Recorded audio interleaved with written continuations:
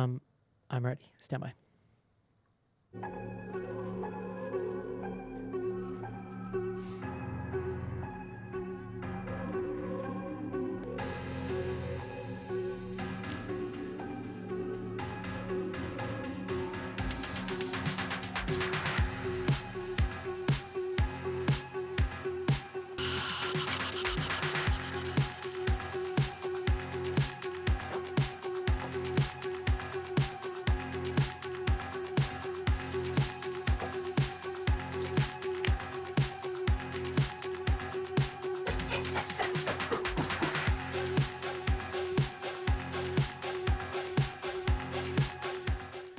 Hello, everybody, and welcome back to Bloody Good Horror. My name's Eric, and I will be your host for this evening, where we will be reviewing Hatching. This is a Finnish horror film. You might say from the land of Schnarz's people, which we'll be discussing tonight. Joining me tonight, the baby bird himself from Manhattan, New York City. Please welcome John Schnarz. Eric, I invite you to pronounce the Finnish name of this film. No, thank you. Have you seen it? It's you do long. You do, John. You also live like in like a little nest up in the sky too. Like the whole thing really fits. I mean, you're referencing an older apartment. My new apartment is on the second floor, so it's sort of. That's still in the sky. There's pigeons that live at this level for sure, but. Still in the sky. It counts. Yeah. Unless the first floor is one of those like half underground floors, which are a nightmare, and I could never live in one of those places. No. It's called a garden level, but no. Yeah. It's called prison, is what it looks like. There's usually some bars, you know. It's fun. You do want the bars. Next up tonight from the Pacific Northwest, please welcome Ariel to the show. Hi, thanks for having me back. I always forget, is it Portland? Yeah, I live in a suburb outside of Portland. Gotcha. Like 20 minutes away. Very nice. And last up tonight from Noblesville, Indiana, please welcome Casey to the show. Hello. Putting Noblesville on the map. Yeah, that's right. We all visited Noblesville once on the way to Indianapolis for a convention. You know, it's funny, but there is one guy from Noblesville. I didn't know him or anything. He like graduated from high school here. That I guarantee you've seen him on TV before. He's a big character actor. He was in Gotham, a couple other shows like that. Been in a couple movies, so you'd be surprised. What's his name? Drew something. I don't remember his last name, unfortunately. Drew something. I like it. But I like to think of him as the second most famous person from Noblesville. So. To be fair, though, every time we see him on TV, our response is, "Hey, it's that guy from Noblesville." So I didn't even tell this story on the show that I was like going to like the third-rate amusement park that's up here in upstate New York, and my voice was recognized by the security guard, who was like a 17-year-old girl. And I was like, I had no idea anyone under like 30 listened to our show, so that's kind of amazing. She was like, "Are you on TikTok? I feel like I know your voice." I'm like, "No, I'm like on a podcast." And she's like, "Oh my God." That was pretty much the whole interaction. My daughters thought it was cool. Aww. So there you go. Drew Powell, for the record. Love it. Well, we are here tonight to review Hatching. I mean, the only thing I'd really like to review, John, is our relationship, because I'd like to know why you made me watch this movie. We discussed it at the end of last episode. It was like recommended to us by several people. I'm just kidding. Listen, there's like a mood I'm in where I'm just like, I know I'm submitting myself to something I'm going to hate here, and I'm too tired to fight it. And that's kind of where we were with this movie. I feel like you were starting off on the wrong foot. Sometimes I'm just like, fine, just let it happen to me, you know? You owe the Finns more than that. The Finns? I don't know about that. All right, let's do it. Let's take a quick break and discuss Hatching. This is it, Jennifer. Your big break in TV. Come to prime time. Main feature.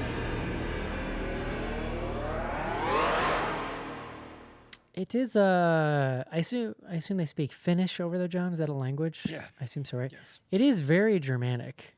It's got that it's a little softer, but it's definitely got that kind of brutalist like touch to it. I feel like. I think the Finns would take great offense to that. I mean, you mean the language or like which part? Like I just mean the language. I just mean the way it sounds to my heathen ears.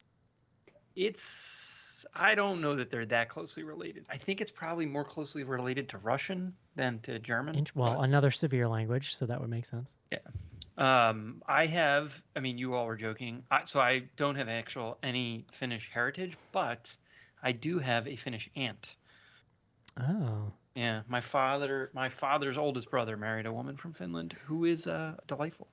I believe it was a German prince that we found that one time that looked exactly like you. Yeah. Yeah. That is true. Hair So, yeah. schnars. The Finns. I would love to visit Finland. I've never been. It looks lovely. Yeah, my cousins lived in Belgium for a little bit when they were growing up, and then they like visited. Although they much have lots of like things to say about Finland. Midsummer, we are visiting this place in what has to be by far the most beautiful time of year. Like it's just, yeah. Like, Yeah. what does this place look like 6 months from this movie? Like that's what I want to know. But I was asking before we started tonight if you got hit by a wave of nostalgia from this, because there's a whole lot of schnarzy looking people at the I family. mean, everyone's like real Aryan in this movie. Like just real. Which is weird. Like I think it's a different, gene pool. Well, Let's say. maybe you are Finnish, John. Yeah, maybe. I've done the 23andMe. They give you the kind of like. Yeah. Well, what were your results? So a lot of like Scottish, and then there's some German in there. My dad's side is like come from fucking all over. Yeah. It's like really all over. So, but yeah, Scotch German mostly. Well, I am mostly Irish and French Canadian, John, which goes along with the themes of tonight's film, which is repressed emotions. So we have that on tap tonight. Why don't you bring us the word of the day?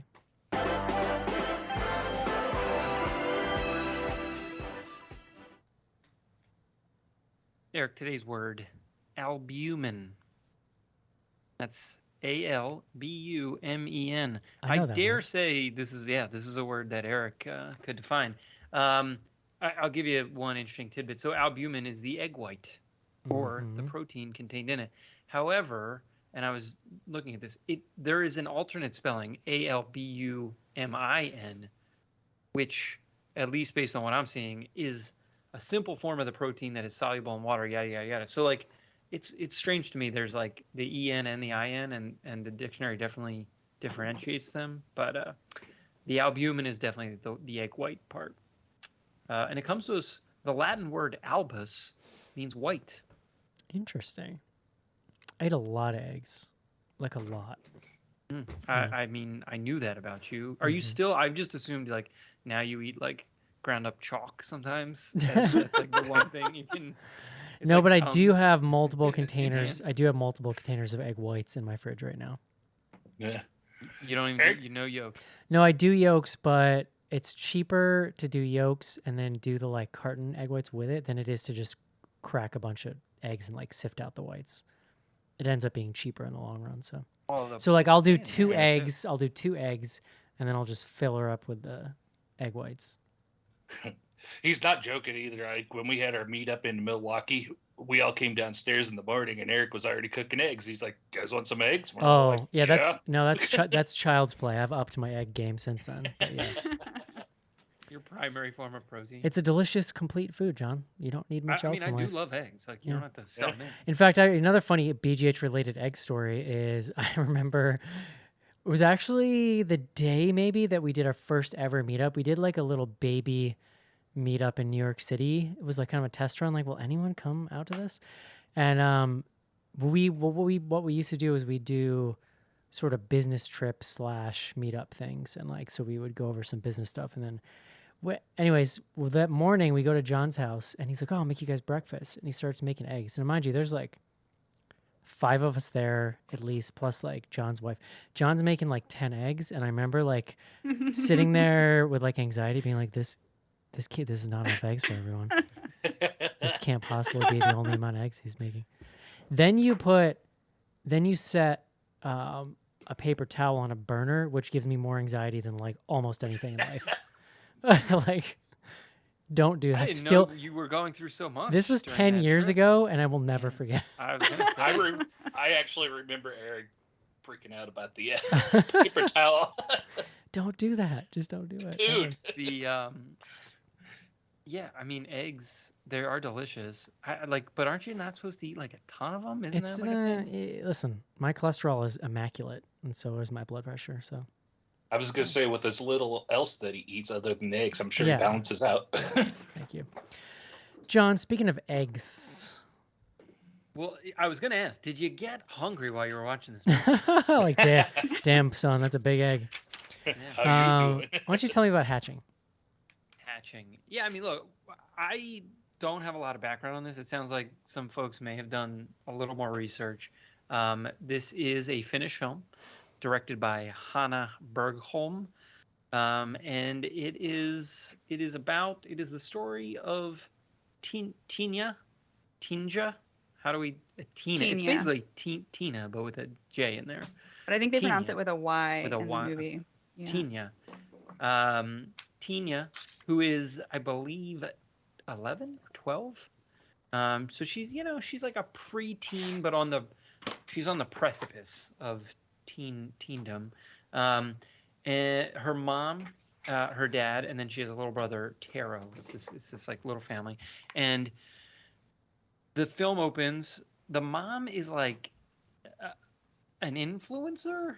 I think that's her only job. Yeah, is She's that's like a how- mommy vlogger. Yeah, Yeah. the director describes her as an influencer. Okay. She's a striving influencer. Like she's definitely like thinking a lot about growing her influence. The dad, That is what they some do. like white collar thing, right? Banking, Sure. presumably. And they've got this like nice, upper middle class life. They're not like super duper rich. Like I mean, whatever. It's like normal. This Finnish family. neighborhood looks so amazingly Truman Show fake, but like I believe this is what all of Finland looks like. That's that's Look, my you only got a reference. robust safety net, right? Like you can. One of the worry about other highest, things. what is it, life expectancies in the world. Iceland and They're doing something right. So in any event, this like in the very beginning of the film, a bird comes into their house, like flies into the house, and like ruins this sort of like family influencer moment the mom's trying to have. They finally chase this bird down. The mom, instead of like throwing it back outside, the mom kills the bird. They put it in the trash, and then Tina finds an egg in the woods. And I don't know if it's like explicitly said that it is the egg of the bird, but like that was at least like sort of the implication. She brings the egg back to the house, and she hides it in her room and sort of nurtures it to some extent. But the egg over the next like week goes from normal egg size to dinosaur egg, like substantially large. And then basically the end of Act 1, a giant bird human thing hatches out of this. yeah, I think like it reminded me of Dark Crystal, the Yeah. like creature design, Yeah. like a little Well, Skexy it was like. basically like a bird face, like some like kind of bird wings, very lightly feathered though, and then these like weird bony, scrawny appendages. And Tina like befriends it or decides like rather than freak out, like tell anyone, she like protects it, hides it in her room. She starts this process of feeding it like bird style, where she chews up or swallows a bunch of food and then vomits it into a bowl or onto the ground, and the bird eats it. And this bond begins to form between them. And the rest of the film is really about Tina, her relationship to her mom, her own transition, away from being just a kid or a young girl to like, I don't know, young womanhood. And then, and the bird kind of has a role to play in that arc. There is like a weird psycho relationship that they have where it's psychophysical, where like if something happens to the bird, something happens to Tina, like she can sort of like see what the bird's doing. There's some light murder that starts happening in and around the house. Light murder. I like it. I was That trying to think- sounds like a what is that? The religious website that reviews movies.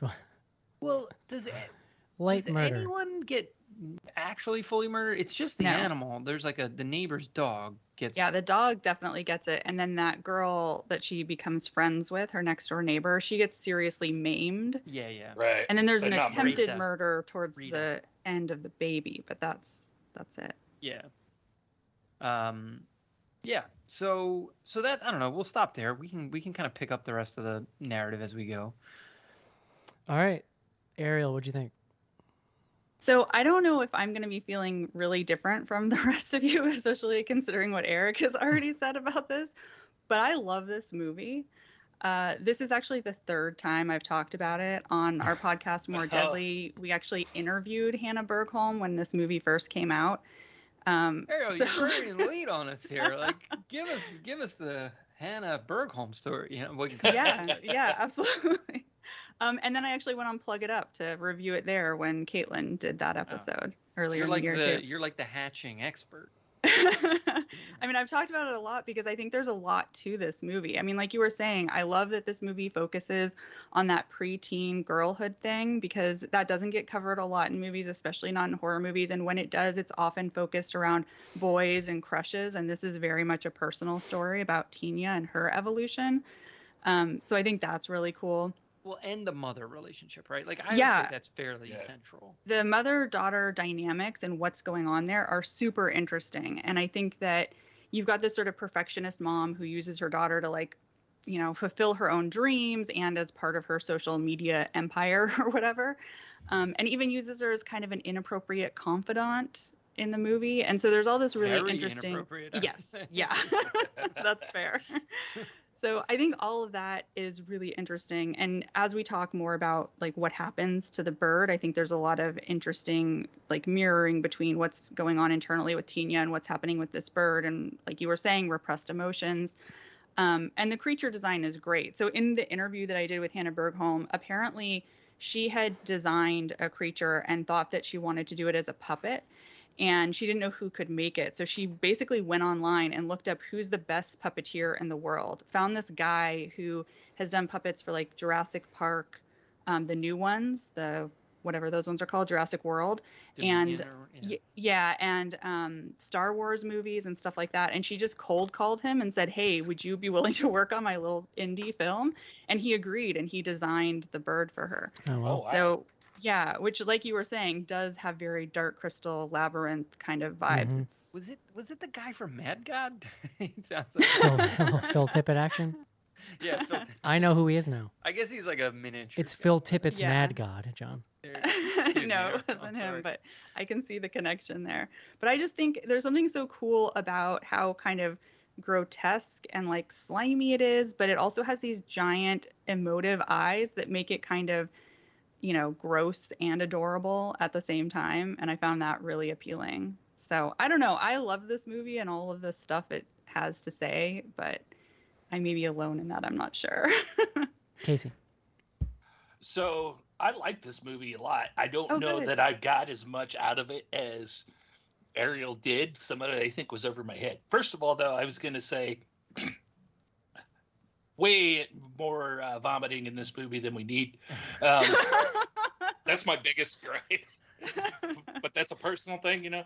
No, I like this movie, and there you could tell. I think I probably didn't connect on like some of the. In a way, I did connect on some of the same things that Ariel's about. I was really hit by how much pressure this girl was going through and what seemed to be what had to have been a miserable childhood and dealing with a mother that she can't make happy. And that whole relationship and that dynamic with that little girl, Tina, and her mom, then as that was going, that's really what drew me into this movie because their relationship is very flawed and it's very captured really well. And I think they acted it out really well. The bird stuff, I like the bird, the puppet and stuff like that as we got into that. And there's a couple times, and what I appreciate about the writing is there's a couple times I thought I had this movie figured out where they're going. Like, oh, he's just going to go after everybody she's mad at, and it's going to be that kind of psychic thing. But no, it's more. It turns out it's more than that. At some point, I started to wonder if maybe there wasn't a bird thing, and this is Tina dealing with her emotions and how it's coming out, and they're showing that in a monstrous light or something like that. But I don't think that was fully the case either. So that's what I appreciate about this. There's a lot of layers to the writing of this, and I think there's a lot of interpretations you can make, and it's not straightforward, which is nice to see in a movie these days that you can't guess the end of, because a lot of them are, rubber stamped and feel the same. John. I really like this movie too. I was primarily won over when the egg starts to come apart and that fucking weird looking bird creature comes out. Like, it's so weird. It's very, very weird. But like in a way that I really enjoyed. In some ways this is like the best kind of B movie creature feature, and like I would categorize it as B movie mainly because it's like lower budget than what sort of American audiences are typically going to be used to. This is probably a big budget movie in Finland. I don't think like Finland's like film industry is not like. Yeah, this is actually the biggest budget ever given to a woman filmmaker in Finland. Wow. Yeah. There you go. Good for her. And I mean, like it's listed on Wikipedia at like $3 million or something. 3.9 million euro. So slightly more dollars, I think. I don't know. But in any event, like this is like it's just like a fun creature movie. It toes the line between almost being like too like I would have actually liked a version where there was a little bit more killing, like where the bird like went like real dark. Sure. Agreed. That's a different movie, right? Like this is like a family drama with creature feature. It doesn't have to be a different movie. I think there was room for it in there. It's just like your sympathy level for the girl would be different if this bird starts like murdering a bunch of people, because we do see it do it. Like there is like a connection there. That connection gets a lot deeper. And then the ending of the movie, which I think is like really powerful. Like I like what the movie has to say and where the movie ends, and like we don't see like the next day or anything, but it poses a lot of really interesting questions, and sort of back to what Casey was saying about like, is the bird real? Like it's definitely like there's a level of like it's operating at a metaphorical level, and then the ending It's a pretty big dark metaphor. ending. So I don't know. I really enjoyed that. I'm glad you said it too, because that ending really could be metaphorical too, easily.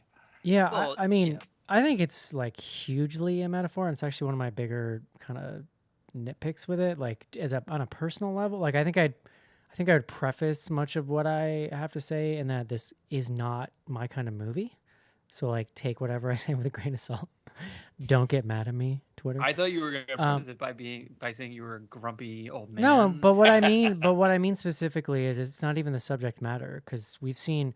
The only thing I would push back on, Ariel, is the idea that we don't see movies like this. I would say that like would have been super true traditionally, or even up to like 5 years ago. But I feel like we actually like fairly frequently now review movies that are pretty centered on like the female like adolescent kind of coming of age experience. I agree with that to a certain extent, but I think what I was saying is that usually it's focused on teens, like once they reach high school, but this sort of more for like puberty kids. age, And this is in between stage when so much is changing about your body, your emotions, your hormones, what society expects of you, what your family expects of you, are all like massive changes. And I don't think we focus on that.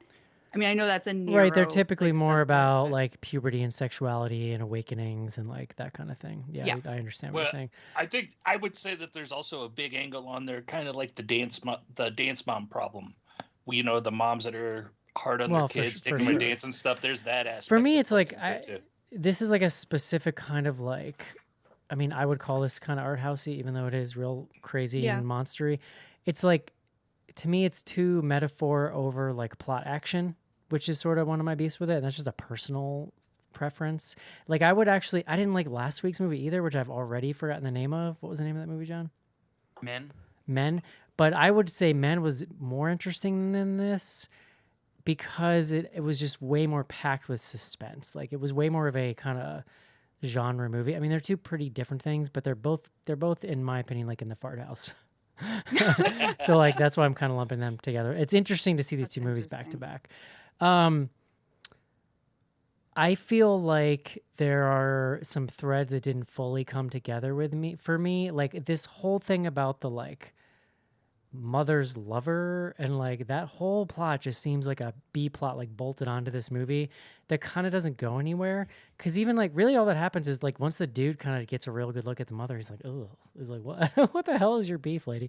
And like obviously it does it gives them bringing the baby in, right? It gives you the chance to kind of work with some more suspense because you've got somebody who's like threatened or whatever. But it's, Well, that helps show the mom's personality too. yeah, it And just the dynamic between her and the father. And then you also get to see Tina actually kind of experience support and love from this basically random guy. yeah, I think that interaction is probably one of the stronger points of the movie. I'm not sure it goes super far after that, but I do agree that was Yeah. one of the better moments. So I don't think it comes together very well, and I didn't like it that much. I will say that there's some stuff I really enjoyed. I think that this lead actress is actually like really compelling, and I was reading that this was like her first time basically ever on camera. There's a lot of like She'd subtle never seen a camera before.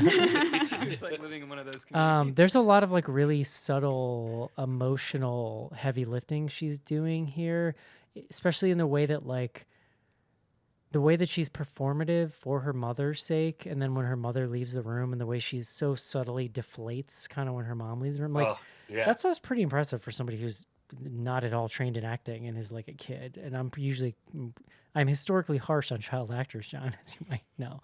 Yeah, and But I feel like you that's get true. to Softening up.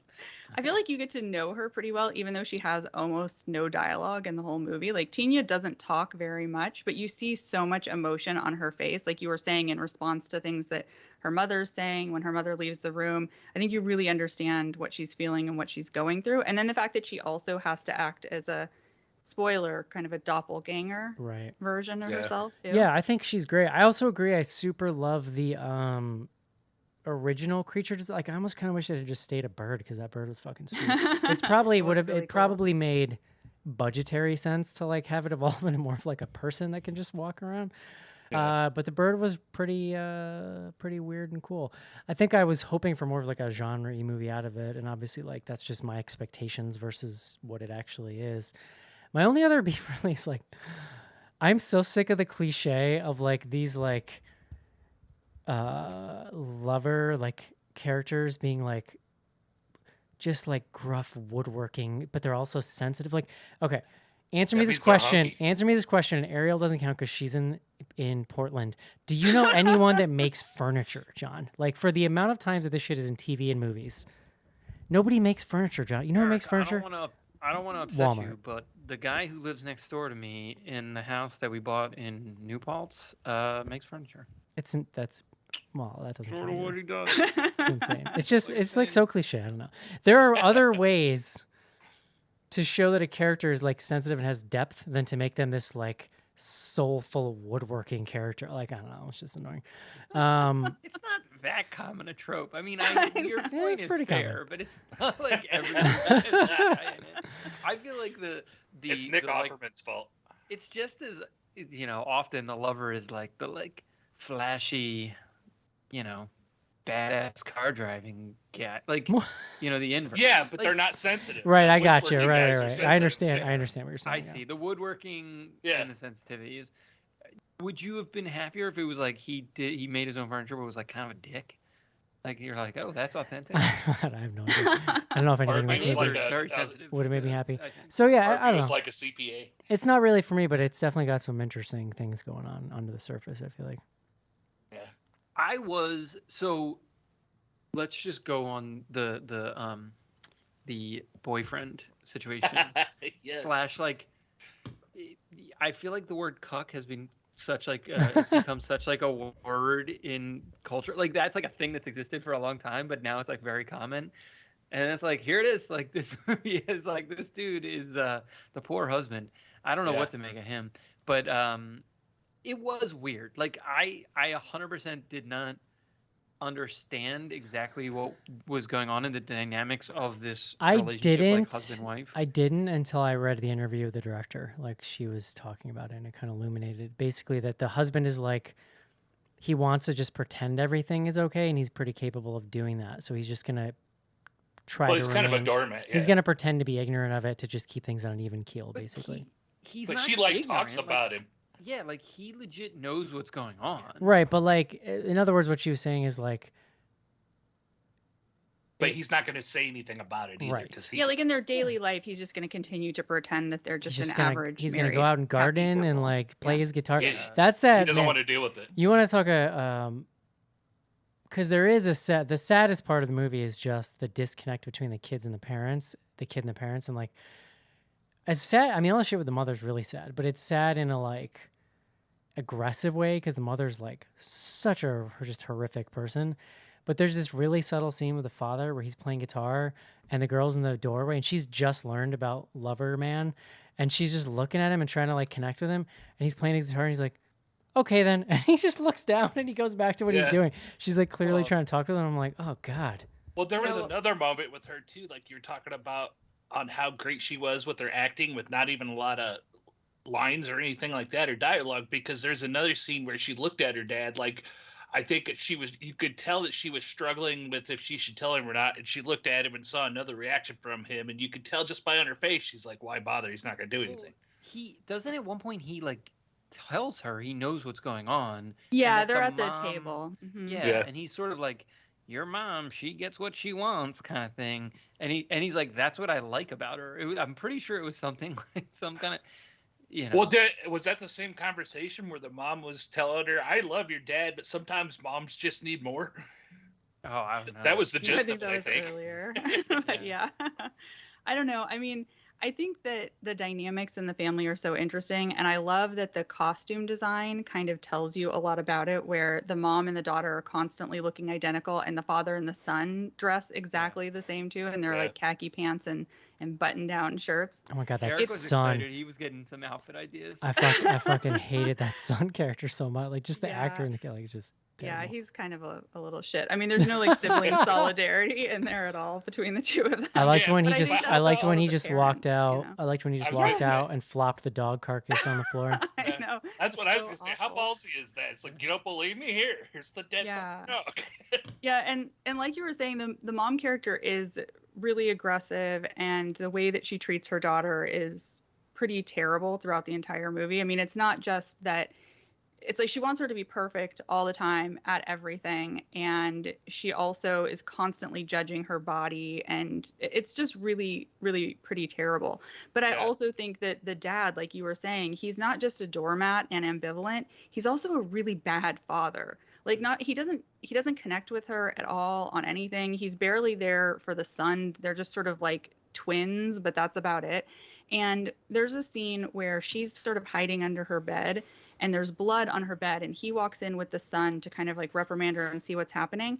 And he is about to leave, and then he sees the blood and he thinks that she's just started her period, and that's why she's like embarrassed.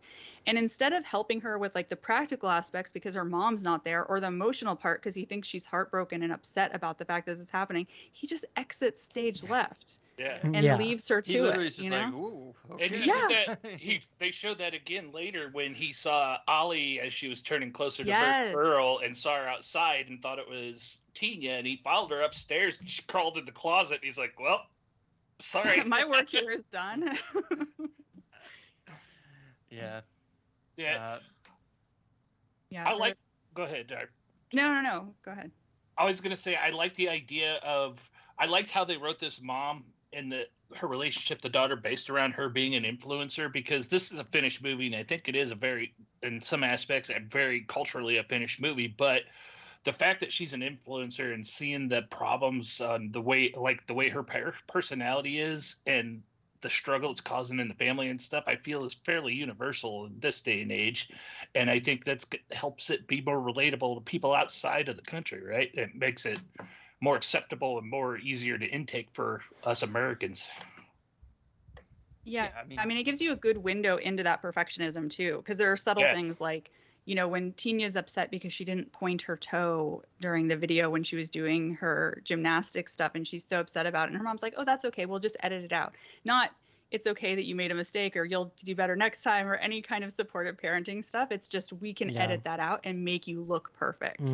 And that she does that kind of stuff throughout the whole thing. There's the part at the end where she's, you know, Tina has messed up at her competition, and her mom is like making a video saying, you know, it's okay, you know, sometimes screw ups happen and that's just a part of life, but she keeps doing it over and over again because she messes up and she wants the perfect take. Well, it gets like increasingly more negative. I feel like the last take is like she then just like focuses on like how she feels and like how it's impacted her.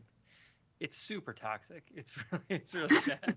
I even thought like the relationship with Tina and the neighbor girl, Retta, that was kind of like a heartbreaking angle of this story too, because the girl, they'd even talked about how Tina didn't have a lot of friends. She made a friend. She was excited about it.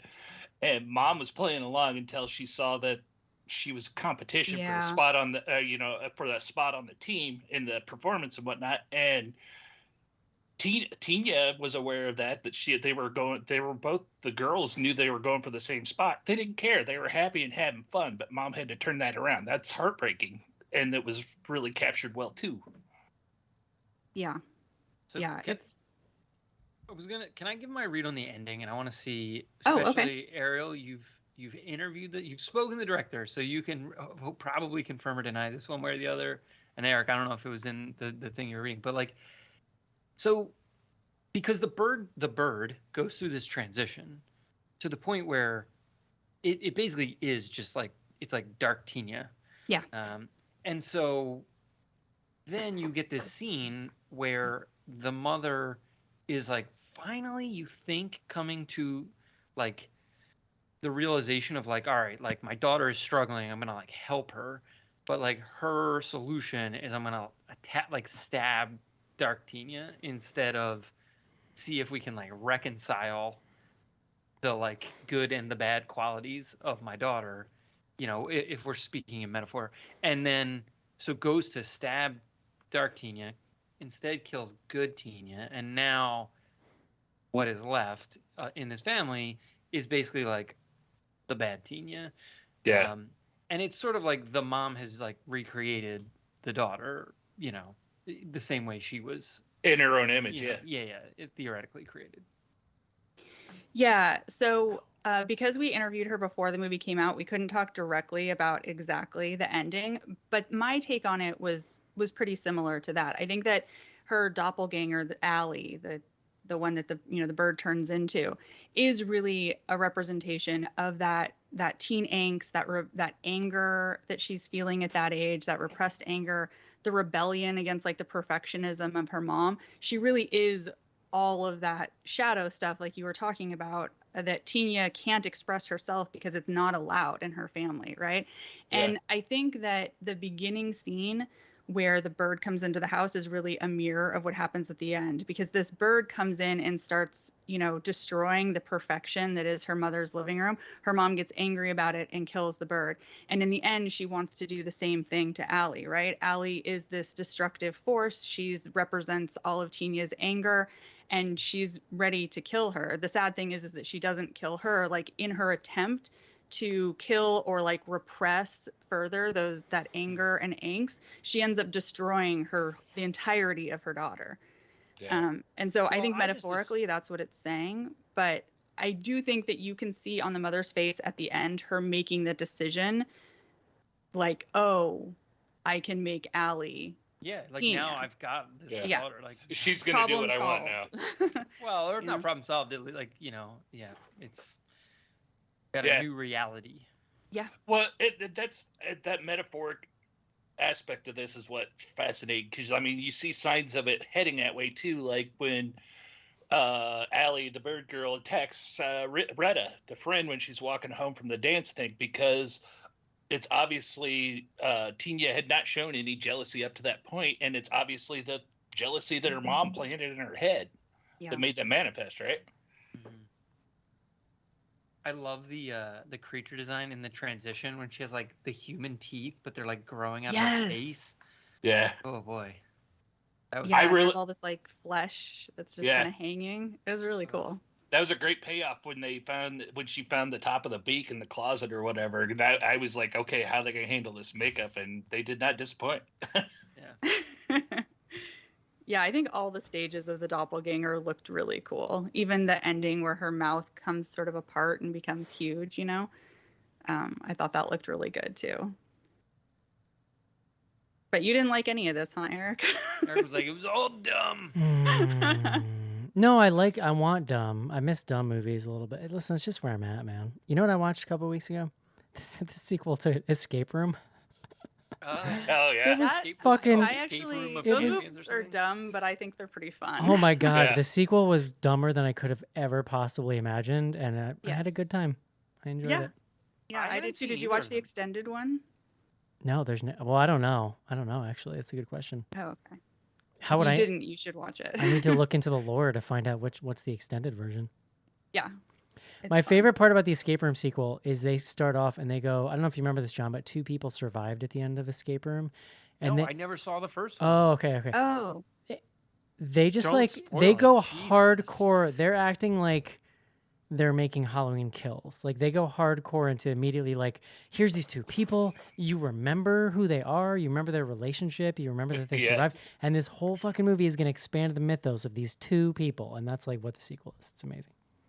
Isn't See it how I'm called excited Tournament right of now? This Champions or is- something? yeah, Tournament Yeah. of Champions. Yeah. See how excited I am right now, John? This is what this is what I need. Like, I mean, I love dumb movies too, but I think that Yeah. there actually is kind of a nice balance here because there is some stuff with this monster that is dumb, but I just think it has so much more meaning than that. And I mean, even like eating disorder stuff, it goes into that too. You know, we're introduced to Tina by seeing her spine sticking out. Like that's our first it shot was. of her. I will Yeah, say it's real too, skinny. and I'm not trying to be reductive, although I fear that I am. Okay. But it was hard for me to not think about Black Swan when I was watching this movie because it's so similar. Like now, to your point, Ariel, it is a different part of like adolescence or whatever. I mean, like Natalie Portman's older, obviously, but like Yeah. She's like, You've when got- she was in that movie. She was like 27. but you have this overbearing stage mother. You've got this kid trained in this sport since they were little who's like anorexic and she's like has no autonomy and like there's bird stuff. I mean, bird stuff. Like, like, come on. Like, Yeah, it's no, I pretty can see the similar, like in a lot of comparison. ways. I But just yeah. think Yeah. they're also really different movies and kind of talking about slightly different things. But yeah, No, I I- take yeah. your Huck point. father in Oh at least my that I God. remember. So, Oddly enough, I think maybe you are on the internet, John. I mean, More than you say. You can't not know it. hashtag shocker. I still haven't seen Black Swan. Oh man, yeah. I wait, need to what? fix that. Dude. Yeah, I How need is to that fix that. possible? Man, I Black. missed the episode and I never made it back to it. Have Black- you Oh seen my Escape gosh. Room Tournament of Champions? I have. That's There the you real go. question. Nailed I mean, I Good agree. times. That's a fun movie. I even watched Moonfall last weekend, so Dude, I've been eyeing it real hard on HBO because I'm pretty Oh. sure it's where I saw it. if you like some Roland Emmerich stupidity, go for it. I do. I'm here for it. All right. Would you recommend this movie, Ariel? Yeah, of course. It's great. Jonathan? Yes. Casey? Yes. I will just say no and leave it at that. Boo! Tournament of Champions, on the other hand. Like it's a big thumbs up. Yeah, I would say Did it so. come out this year? It's a Is it little going on your long. list? Like, it's a little long, which is pretty presumptive for an escape room You must sequel. have seen the extended cut then. Maybe. Yeah. Yeah, it's possible.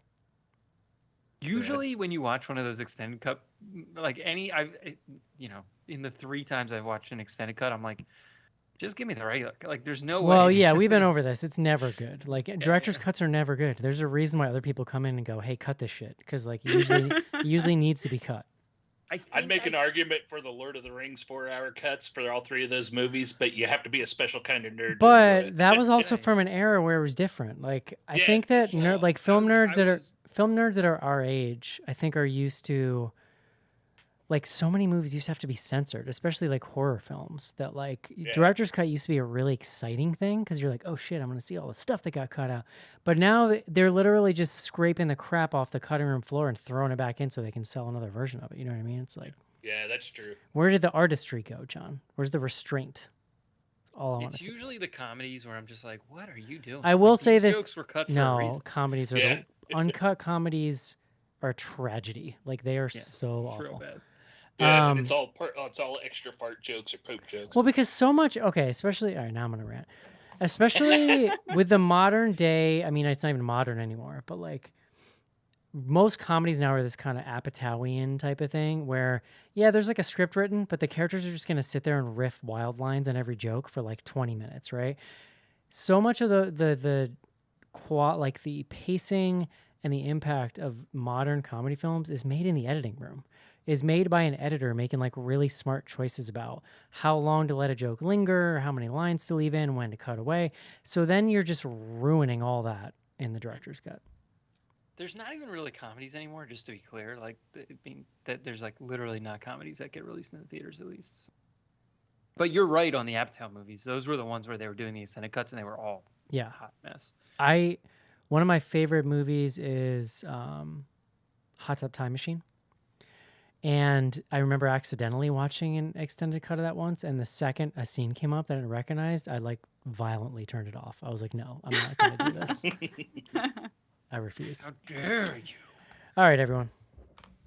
3 thumbs up for hatching. I won't leave it at that. Hope you, or not hope you. We're not done yet, John. Let's take a quick break and do some fan mail. Brain scan. It's interactive, dude. You're in the game. Intense. Hello, Michael. Insane. Interactive. Never leave home without it. And totally out of control. Brain scan. Game over. You lose. Rated R. At theaters now.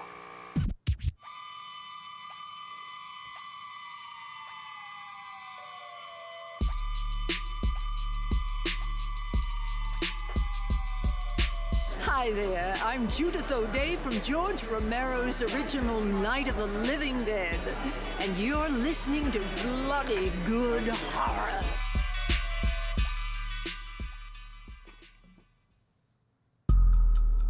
Forgot to hit the second button.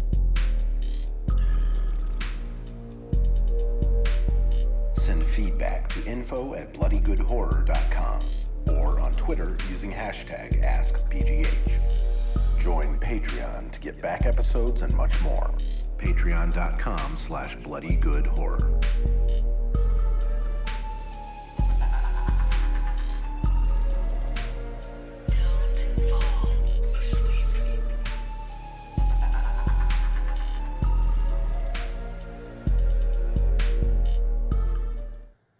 And we're back. Man, shout out to all those BGH fans, John, that send in questions every week. Because both Casey and I flaked and got stuff up real late, and we got a bunch of banger questions. I'm pretty excited. There you Hey, have it. really quick, because we talked about it like several weeks ago, and then we completely forgot. Can we just do 3 minutes on Black Phone, which we watched, or at least I watched, because I thought we were going to do a show about it, and then we had to cancel the show. Ariel, have you seen Black Phone? Yeah, I've seen it. Where did you land? I liked it. I know a lot of people didn't, but I thought it was pretty fun. I I wish it enjoyed was it myself. darker than it was, but I liked it. did not care for it. Okay, I- that's I thank you also for what you just said. did not care for it. See, Oh. I thought I'm you with liked it. Ariel. Oh, man. It felt like a really bland, like it felt like a ABC school after school special with a little more violence. That's what it felt like to me.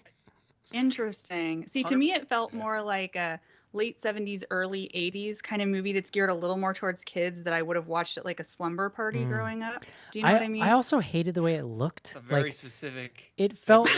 This is like a really weird specific nitpick, but I hated the way it looked. It felt so fake 70s. It was basically like I felt like they hired the dude who did the flashback scenes in Halloween Kills, which looked like absolute trash, and had him make yeah. that aesthetic into an entire movie. That's not unfair. Yeah. I So can see that. this is like a whole separate conversation we can have at some point, but like I didn't know anything about it. I like other literally than seeing the posters, which were kind of Yeah. all over, especially in New York. And the credits come up. I saw it was Joe Hill, like, or it was a Joe Hill story, or he like Mhm. produced, I think. Yeah, and he made the short story it was Yeah, it was based a on. short. Like a lot of, and I have not, I don't know that I've read any of Joe Hill except Lock and Key, the comics. But when it gets translated into film, it feels like watered down Stephen King to me. Like Yeah, that, I like think that's pretty fair. this movie, I was like, oh yeah, this is hitting like some of the same like themes and even like time periods that you'd see in Stephen King. Sure. But Yeah. to Eric's point, like PG level, like I'm like, where? Just Yeah, I don't know. I did I like. can I see that did. with this movie. I not so much with horns. I did I think. really liked horns. I did think. Horns was better. You're probably that's fair, but I did think Ethan Hawke was like pretty hammy in a way. I enjoyed it. I just wished it was in like a better movie. the other thing, and like now I'm remembering because this was the other thing I wanted to talk about. I saw this movie like 3 months ago at this point, I think. Yeah. All of the tension in the film is based around. This is like full spoilers, so people should, if you're gonna watch it, like ghosts telling him things. The ghost can just tell him everything at once, but instead, Why does it- the tension of the movie is about the fact that the ghosts don't tell him everything at one time. Why wouldn't a They, like, ghost just show and be like, withhold "All right, information. brother, here's the deal. Okay, Yeah. this." He has to like solve the puzzle of like the ghosts like half telling him stuff at different times. I don't It's know. like- I thought that was fun though. Listen, him solving John. the puzzle. Of John, it. the ghosts are bored. All right, they're trying to draw it out a little bit. Well, that's any time. I mean, not. I'm sure someone can find an example of a movie that I liked that does this, but like anytime the like tension is based on like, characters like just not knowing things that they like. Well, like he would never. It would have been impossible for him to know. So you have to believe that these ghosts exist, and then that the ghosts have some motivation to like not tell him at like I don't know the right time. It was just very strange. I don't know, John. Have you ever tried to make a collect call from the afterlife? I doubt it. Well, and they kept getting cut off because he would like come into the room or whatever. But I don't know. I see that call they're... them another time. Like they're ghosts. They can fucking see where the guy is. It could be harder than you think. It could be. I think that there are definitely flaws with this movie, but one, I thought the little girl was really fun because, like I was saying, she reminded me of the sort of spunky child characters you used to get more in movies. I was here for the sister. Yeah, so I Yeah. liked her. I thought the mask and the way it changed depending on kind of his emotion and stuff was really cool too. And I thought that Ethan Hawke had a definite quiet menace about him. There's a scene where he's sitting and he's like fallen asleep in a chair and the kid tries to sneak up and he's asleep. He's not moving, but I thought he was terrifying in that scene. I Yeah. thought he was really scary. So I don't know. There's a lot I liked. I wouldn't have minded if there was more, I hesitate to say violence in it because I know that the plot is based on the fact that he's like not just child murder, but it's implied that he's sexually abused them beforehand too. Yeah, So sure. I don't Yeah. I don't need to see any of that. But I just mean like pure just like killing people kind of thing, or that Yeah. the kidnapping itself was like a little scarier. I think I enjoyed it more as like a serial killer thriller than Yeah. a straight up horror movie. Yeah. I don't know. I liked it, but I know that a lot of people didn't. And I think some of it was the marketing too. I think it was marketed as being a much darker film than it actually Yeah. was. So I think people were set up a little bit for failure there. All right, I'm glad we got that out of our system now. Thank you. You feel better, John? That wasn't even Well, questions, I right? did- We didn't I get did to questions watch yet. it for the show that we ended up having to cancel, and I was like, God, we got to talk about this. I was very angry. Before we jump into Twitter here, your reminder that if you would like a live streaming video version of the show, you can go to patreon.com/bloodygoodhorror and check us out. Get back episodes, get the classics feed, get Slack and the live stream, all kinds of good stuff. Check us out on Patreon. Ariel, what's going on the Zombie Girls these days? Yeah, so we've got a lot of stuff going on our show Stream Queens. They are slowly but surely making their way through all of the Hellraiser movies. And as they do that and the movies get worse and worse, they are becoming slightly more unhinged as they talk about it, which has been very entertaining. I edit those episodes and they're really fun. On More Deadly, we just recently reviewed MFA with Joe and Trace from Horror Queers, and that was a really good one. And we have an episode coming out. I think it'll be out by the time your show drops, where we talked about Sorority House Massacre, with the Jared and Lauren from Scary Crit. So that was really fun. And then if you follow us on social media, we are ZG Podcasts, plural, on Twitter and Instagram. And in October, 5 days a week, each day we are going to be releasing a mini video review of a horror short that we're recommending. Yeah, so stay tuned. Nice. Where are you surfacing all these horror shorts? YouTube mostly and Vimeo. Yeah, and some on Shudder too. Cool. Love it. Casey? Yes. Tweets. We have Twitter out there, AskBGH. Kudos to you listeners out there.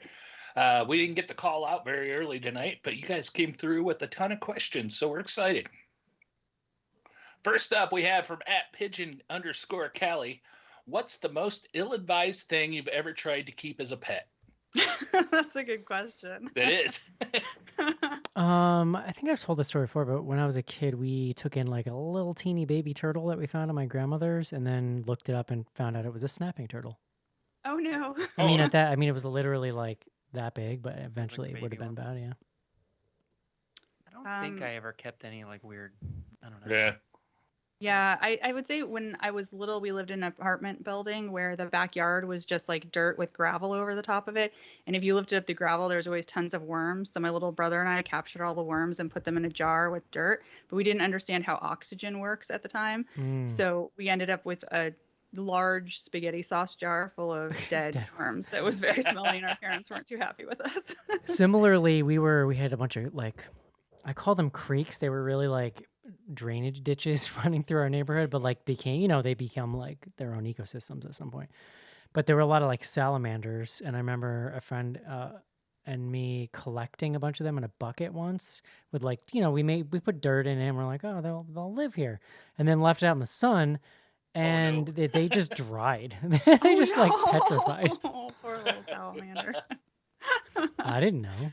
Yeah, of course. Yeah, That's sad. about the strangest I ever got pet wise was a hamster I was afraid to hold because it bit me the first time I got it, and then it disappeared one day months later after it was living in my room, and I didn't think about it. And years later I went to help my mom move something like my senior year of high school in her kindergarten classroom.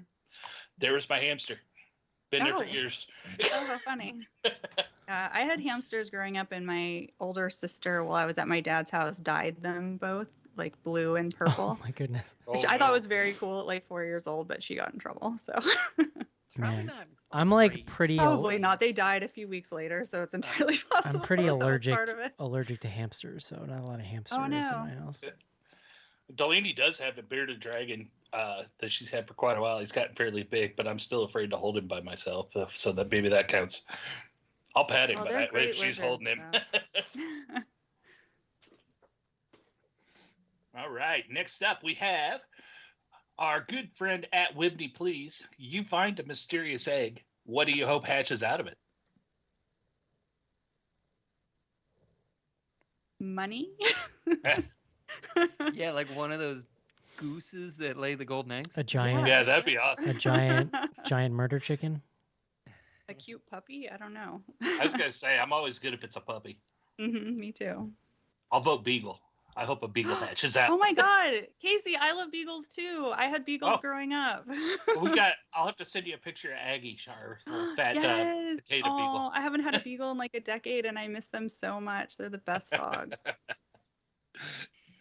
All right. Next up, we have @EffortJB. Which happened first, chicken or egg? Well, they can't all be winners. Pass. Not really questioning, yeah. Another one from our good friend @Skizbot. How do you like your eggs? I'm an over easy guy myself. I'll eat any variety of egg. True. Yeah. True. I like a good me too. soft scramble. Okay, so that's the one thing I don't like. I can't take it when they're like runny scrambled eggs. Oh. I mean, I will say it's an art form. Like you gotta, if you do them right, they're just really creamy and not really like runny, I feel like. But maybe I'm sure there's some psychos out there who like them like real underdone. Maybe I just haven't had them from a good place. I love a good poached egg too. Eggs Benedict is like Poached one of my eggs, favorite. a good poached egg is amazing. Yeah, when I do fried eggs, I feel like I was talking about this in the show recently.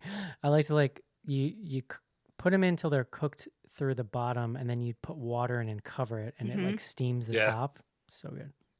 Yeah, I like a good runny yolk in my fried egg, but Yeah. otherwise I'll eat just about any egg. I'm a pretty big fan. Eggs, they're good. Yeah. Next up, good friend at Metal Prof.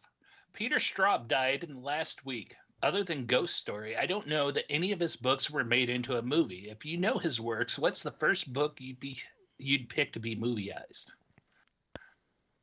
I don't know. If I read it.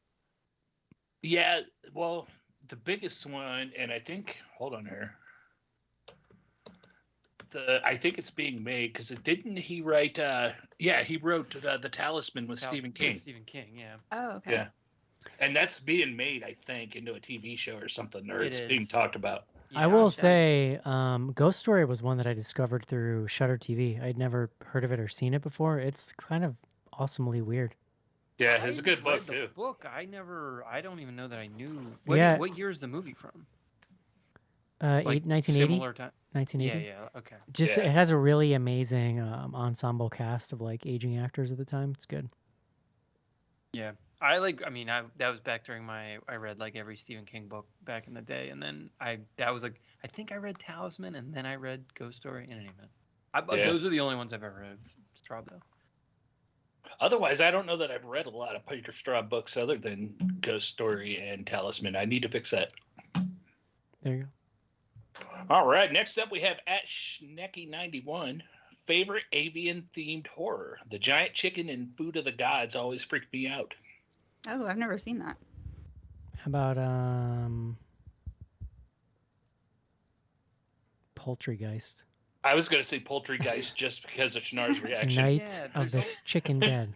Oh, Thanksgiving. I was going to say Thanksgiving. Like, there's not that many. I would put Black Swan in there, yeah. Well, yeah, the easy one's the birds, though. That's true. Sure. But there's also Birdemic. There's some real horrifying. There's some real horrifying birds, and I want to say Neverending Story 2, the one with Jonathan Brandis. There's some like you might be right. real and the horrifying birds, birds. like Hitchcock's The Birds. Is great. Well, that was yeah. I'll go anything but Poultrygeist. You hate that one, huh? Yes. Yeah, I get it. All right, next up we have a thinker here. This is a good question. John, I think this will be big for you too, but Eric, I know it'll be important for you. This comes from at Shiver Me Timbers. This is a 3-part question, all ties together. 1, what's y'all's favorite podcast genre? 2, what do y'all think of the recent trend of standalone movie-length thriller, horror, and sci-fi podcasts? And 3, could this be a way for studios to audience test movies in development? To for a script test or something. Like audio drama in podcast form, yeah. Yeah. Man, I just listened to a murder mystery one that was really fun recently. So I like that format. It reminds me of those like 40s radio shows. I mean, I wasn't alive back then, but my dad has like them all on CD, and I listen to them sometimes, and they're fun. Yeah, I'm like I'm flipping through my thing right now. Mine's real all over the place. I have like one wrestling podcast I listen to. I listen to Jim Cornette's Drive Thru. It's good stuff, John. I listen to the Jeff Gerstmann Show, which is a video game podcast. He was a long time Giant Bomb guy. I listen to Your Mom's House with Tom Segura. It's a comedy podcast. It's okay. Very different. And I listen to Bloody Good Horror. I will listen to a really well made investigative story. So there was one Wondery did recently about sex line operators in the 90s. I deleted it. That one was really good. I can't remember what that's called. Operator. Yeah, that was anything great. along those lines, like Wondery in general, just knocks it out of the park pretty consistently. And I just have been listening to a thing called Cover Story from New York Magazine. It's an ongoing series about psychedelics being used for therapy, but it's like an investigative thing into the people behind the stuff, because there's a lot of shady stuff happening. I'm kind of all over the place, but yeah. Casey, I lost the third part of the question. What was the third part? Could this be a way for studios to audience test movies in development? Yeah, I mean they are doing that. It's mixed results. I mean, we'll see. Did I I could see it good for testing a script. did Limetown Yeah. ever come out? Jessica Biel like purchased the rights to Limetown and was making a show or something. Oh, that's right. it's Yeah, definitely I don't know. There's in development. I don't know that I actually don't know if it came out or not. I'm gonna actually. Google it. yeah, because they've been doing a lot more of that recently, like TV shows based on true crime podcasts. That's mostly what I listen to is like a mix of movie podcasts, true crime, and news. Yeah. Yeah. I don't listen to any horror podcasts at all. Yeah, I'm really bad about podcasts since I work from home full time now, but I always go for the true crime stuff usually when I do fire one up. John, would it surprise you to know that the Limetown show has both aired and been canceled already? It premiered on No, that doesn't surprise wait me. for the punchline though. It premiered on Facebook Watch on October 16th, well, Ooh. 2019. does anybody actually watch that? Starring I forget Jessica that that's even a Biel thing. and Stanley Tucci. I love And Stanley then Tucci. they did 10 episodes and they canceled it. I gotta check this out. Why the hell do I watch this thing? Is Facebook Watch even a thing? Presumably on Facebook. Yeah, I don't even know. How that I know some people That's- I'm gonna talk to. That's funny. I never did catch LimeWire. I did catch a Paul Feig show that only aired on Yahoo. That Did you was just- actually not terrible. Did you just say LimeWire, Casey? Yeah, That's where you download viruses from. Limetown. yeah, Limetown, not LimeWire. LimeWire's different. I don't necessarily have a genre, and like I don't listen. Like, I mean, I've talked about it a little bit. Like, I work for a podcast company, so I have to listen to a lot of my like work stuff. And I have so started that. I have started to have to listen to podcasts professionally, and yeah, it changes it a little bit. I mean, it's fine. Like I listen. I get to listen to they're podcasts good and be shows, but- like, "This is good" or "This is bad." Yeah. I was telling I think Casey and Eric on text I've been listening to Tarantino's podcast, and I don't listen to any other movie pods, but I was like, I'll give this a look. It's pretty fun. I don't know. Oh, really? Okay. Yeah, I watched. Yeah. I listened to like an 8-part one he did about Halloween before the newest, not Halloween Kills, but the 2018 one came out. That was really good. I can't Yeah. remember what that one was called, but Yeah. he was really good on it actually. Yeah, it's called Video Archives. It's him and Roger Avery, who he wrote Pulp Fiction with, and Roger Avery's like made a bunch of other movies, but and they used to work at the video store together because Tarantino Oh, like, okay. famously worked at the video Yeah. store, and they only review things on VHS that they have in the store because Tarantino like bought the store, I guess, and owns it. Huh. And it's crazy. Like people are like, oh, I gotta like we cover cult movies occasionally. They're covering cult movies I've never heard of. Like Oh, nice. Nice. they're mostly from like they're like older or they're like international, and so yeah, I mean I've heard some of them, but like I've only they cover 3 movies every episode, and there's only been like 4 episodes, so of the 12 I think I've only seen 1 movie they've covered. Oh, wow. Wow. It's- I'm gonna have to yeah, check that it's a out. lot. Interesting. Yeah, There's that sounds there's good. some deep cuts in there. What's that called again? Called Video Archives. Nice. That sounds fun. All right, we got one more tweet here, and comes from another longtime listener at Leaky Pencils. This is our hardest hitting question in a long time, so prepare yourselves. Okay. Sitting. Curly fries versus waffle fries. Go. Curly fries. Waffle. Waffle. There's almost nothing better, and I know they're terrible, but there's almost nothing better than a Chick-fil-A waffle fry in this earth. I can one up They're that, pretty Eric. good. One Okay.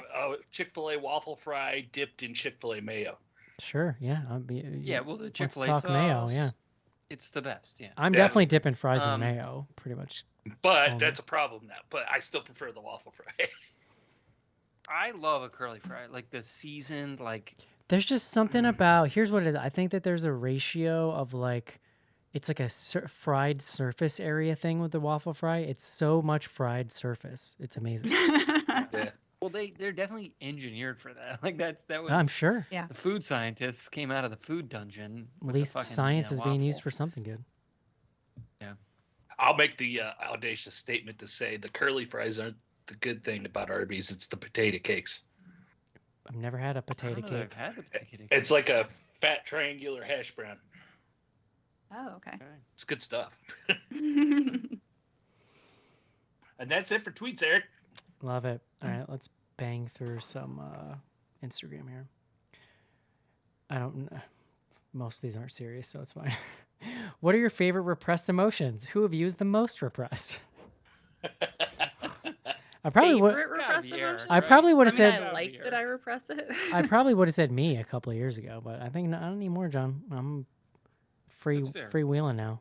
Just letting it I all don't know. hang out. It may have to be me. I mean, I'm Gen X. We don't talk about our problems, Yes, right? yeah, that's true. We hold it in.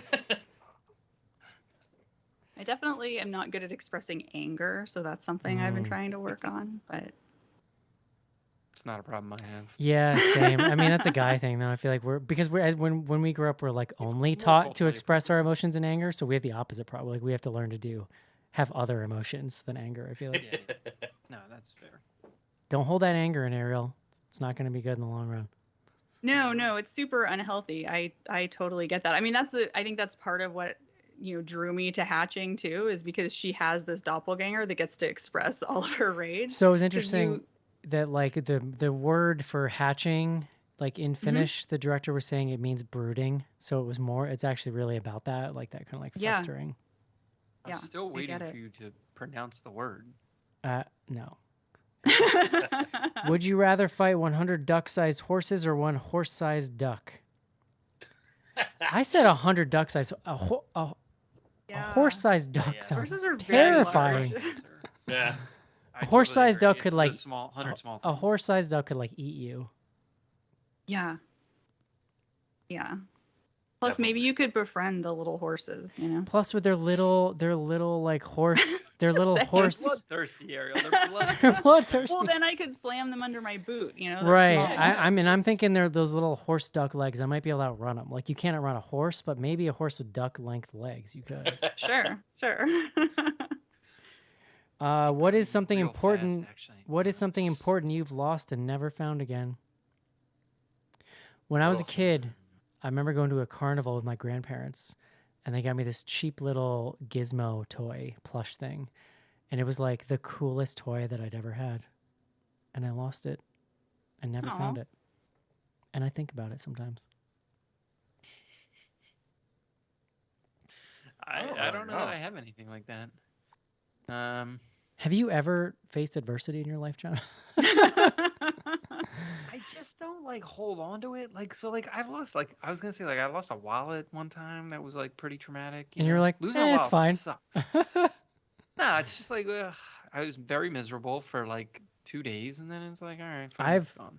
It's not really the same as losing, but I've had some hard drives crash on me and lost like creative projects that I'll never get back. Ooh. Yeah. Including I actually had a similar situation. including like Super I long. I always wish I could bust out like screen caps of the original bloodygoodhorror.com, because man, was it just an amazing 2001 internet time capsule. And like Mark swears he has a DVD somewhere or something, but I'm sure at this point it's probably like rotted. It's probably not even functioning anymore.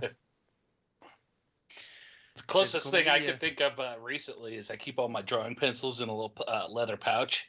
And there's a time last year I lost that leather pouch and I couldn't find it for like 2 months, tore the house apart. And one night I happened to be taking the trash out and happened to glance over at our couch going through the living room. And there it was, just sitting there on the back of the couch. What? On the back of the couch? Yeah, where I never looked. Were they Oh, like that's fucking with crazy. you? Oh wow, you just. I'll tell you. They could have been fucking with me. I don't know. I'll tell you what. I'll tell you what. Speaking of anger, a few things make me angrier than losing my AirPods. You want to talk about first world problems? Shit makes me. It's so tiny. The stupid AirPod case makes me so mad. Well, when I want to leave the house and I can't find my keys, Mm, I go. It's like full rage. Like I'm Yes. just like, God damn it. agreed. I have to keep them in a little bowl by the door, or Yeah. I would lose them every Same. single day of my life. Yeah. That's funny. My the lady's boyfriend's forever losing his keys, and I keep telling him, you got to put them in the same place every time. And we every couple days he comes over, I can't find my keys. Yeah, You know, they make mine these go in the same spot every time. they make these things now called AirTags. You familiar with these, John? Yeah. They're like Yeah. little things you just put on something, then your phone can just find it. Yeah, but if I put my wallet and my keys in the same spot on my desk every night when I take them out, they're always going to be there. No, look, I've never lost the keys, but it's like even having to spend 5 minutes looking for them when I'm trying to rush out the door. it's Frustrating. just annoying. Yeah. Oh, yeah. And I do put them in the same place every time. It's that like they get moved by someone that's not Well, you me, got kids. and- That's fair. All right, Schnars, you're up. Just escaped Florida and moved to New York City area for a job. Any tips or recommendations? What's your tips for NYC virgins, John? I mean, like I would probably need more information. Watch Seinfeld. It'll kind of teach you everything you need to know about the city. Now, look, like you need to find your corner store / bodega / like know where your Dwayne Reed is. That's going to be your Dwayne Reed, you know. Would you recommend having a car in the city? I mean, if you can afford it, it's real nice. It's fucking expensive though. It's not. Do you have a car? Yeah, my wife's company pays for a car basically. Do they pay for the parking too? Well, they pay a fixed, like a flat amount, and so like we bought a car. It covered the cost of the car, but not the parking. Then we paid off the car, and so now it covers the parking because we don't have. So what's the parking sitch? Like indoor, outdoor? What do we got here? Well, you can park on the street anytime you want, but you have to move your car a lot because they clean the streets on like, you know, every street's different, and you need to know when your street is getting cleaned, and then you need to move the car ahead of when the street's getting cleaned, or that shit is like, you're in trouble. So we pay for a spot it's very expensive. I'm not saying it's not expensive, but it's nice. It's like a very nice luxury that makes living in the city not as crazy. Is that where the expensive part comes, though? Is having to pay for the parking and all that? Yeah. Well, and like if you got car payments, depending on. Well, yeah, but that looks like it's not great, and gas ain't cheap. So yeah. All right, lightning round. Would you rather have another Friday the 13th or Nightmare on Elm Street? How about another Freddy versus Jason? I would go Friday. played. Like I would be pretty cool if they just put Nightmare on Elm Street to rest forever. Because like I'm sorry, you're just never gonna replace Robert Englund. I know I sound like an old man saying that, but I think you have a better chance. Granted, they tried to make a new Friday the 13th, didn't quite work out, but I think you have a better chance of continuing Friday the 13th than Nightmare. Jason is a character I just want to live forever and find the dumbest ways to do it. I don't care. Just keep him in my life, please. Right, and you just need a voiceless, huge hunk of a man behind the hockey mask, and you're good to go. It can be anyone. There's been rumblings that all the legal stuff behind that was finally settled, and that supposedly there's a sequel at New Line in the works or something. Oh, that's exciting. Yeah. And then he said, the same person, I take that back. Would you rather never have another Friday the 13th or Scream ever again? Scream. I could do without any more Screams. I'm good with Scream, bro. Let's end it. Yeah. Yeah, Although, that's hard for me because like this last one was disappointing, but I love that franchise so much that I do love Scream. Never have any more. I do love Scream, and I loved Scream 4, but I remember at the time being like, man, this was way better than it had any right to be, I feel like. Yeah. And in a weird way, it is almost built to be continually rebooted because just how meta it is, and just you could just keep updating it for how society has changed. You know what I mean? But and how horror movies have changed. I'm a child of the '80s, so it's still I want my Jason. He's like my Whoopi, you know, John. There you go. Was that all the lightning round? That was it. We weren't lightning actually. We actually discussed those.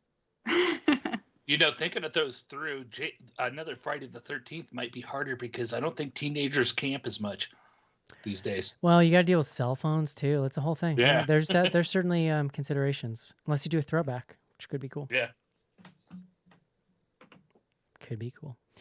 All right, everyone. That's going to do it. Ariel, thank you for joining us this evening. Thank you for having me. Don't forget to check out Ariel and Rachel and Matilda and everybody else over at Zombie Girls. Search for Zombie Girls, GRRLZ, in your podcasting app of choice.